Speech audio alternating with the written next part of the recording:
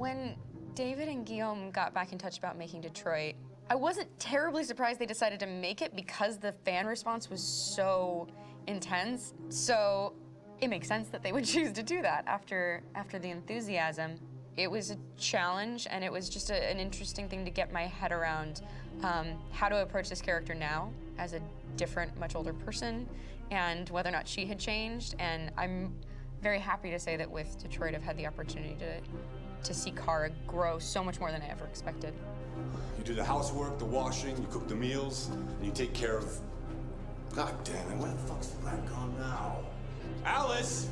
Alice! I mean, she starts out essentially how she does in Kara in a very, not robotic, but, you know, android other way, and getting to take this journey where she becomes more and more human as it goes on. You know, and as an actor, that's a wonderful exploration in every way, whether it's how she sits, her posture, how her voice changes, how emotions change, and how much emotion is based on things like empathy and social experience. And so having, you know, as much material as I got with David to have this huge, nuanced arc was really incredible.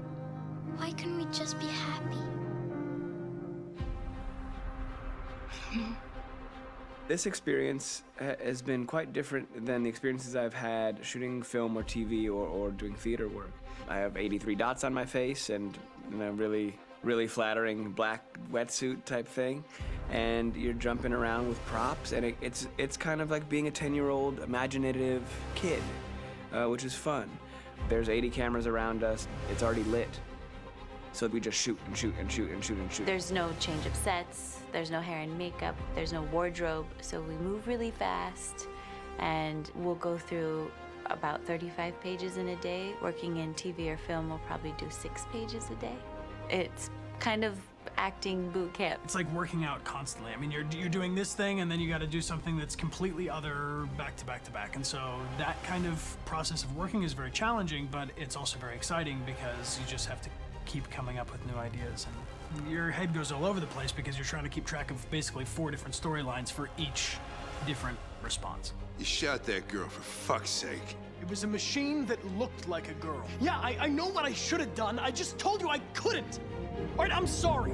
The fact that David Cade, he's telling like many stories interwoven from beginning to end is super complicated and super impressive, and I have no idea how he keeps it all in his head. He's not just the writer or the director who's seeing this from the outside eye, he's also thinking about the player walking through this space. You know, only somebody who really, really loves not the work, but like these characters and these stories and cares about doing something meaningful would invest that much in it. And it's always inspiring to work with somebody who cares that much. My experience with motion capture is this one.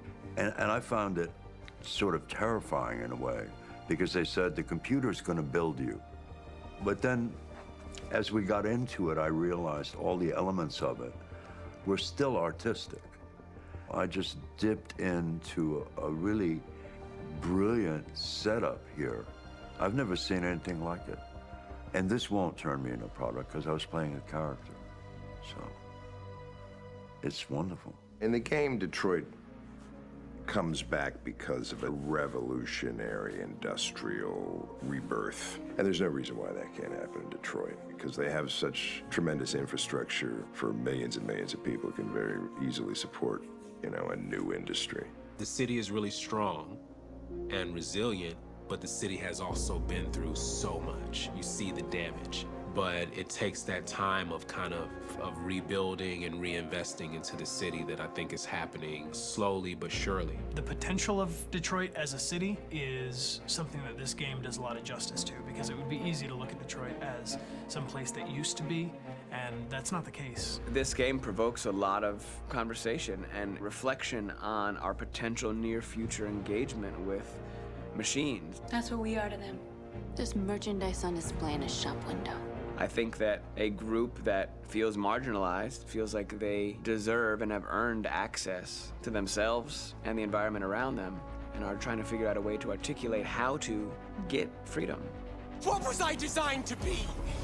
Their slave? Their toy?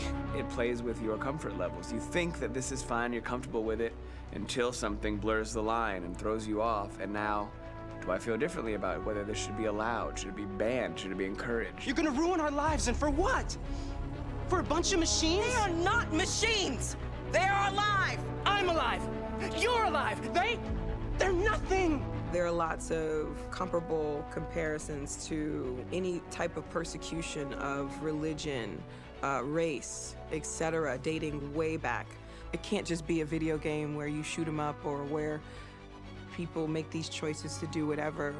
I think that's the whole point. You have the choice, and you can either choose to go in one direction with your character or another. And I think that's going to be very telling about the gamer. Very telling. I think there's going to be a really strong reaction to this game, which has such a strong perspective. I'm that much more proud of it now to get to be a part of it because it's important.